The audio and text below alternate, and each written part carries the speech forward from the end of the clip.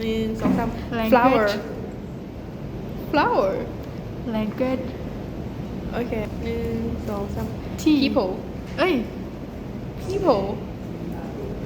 ก็ที่ก็ต้นไม้อ่ะ โอเค ไม่ใช่ว่าจะเป็น people and tree เดี๋ยว คนที่เขาแล้วมันทีมันมี people เลยกับ T นำกันโอเค1 2 3 garden ไม่ใช่ได้บอกว่ามันpark เจ้าคือบอกว่า park โอเค garden กับ ยังวะ park 1 2 3 dog public dog dog and public เอ้ย ก็ต้องอะไรกัน นี่ แต่เจ้ายังไม่ทันได้นึกคำว่า1 2 3 Walk exercise โอเค2 เดี๋ยว exercise กับ walk มันใกล้กันเลยไหนคิดออกดีป่ะเคยคิดออกเลย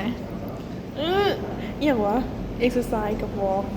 exercise กับ walk เอ้ยมันใกล้กันเลยนะเว้ย โอเค1 2 3 Run work out run work out run run กันแลนไง คนก็นึกว่าสิว่าคำนี้แต่ว่าค่อยเอาใหม่ เดี๋ยว run กับ exercise มันก็ออกกำลังกายเลยคนนึกออกแล้วบางทีแลนแล้วก็ออกกำลังกายไว้ทำการยิงไซก็นึกออกแล้ว เออ นั่นแหละ1 2 3 gym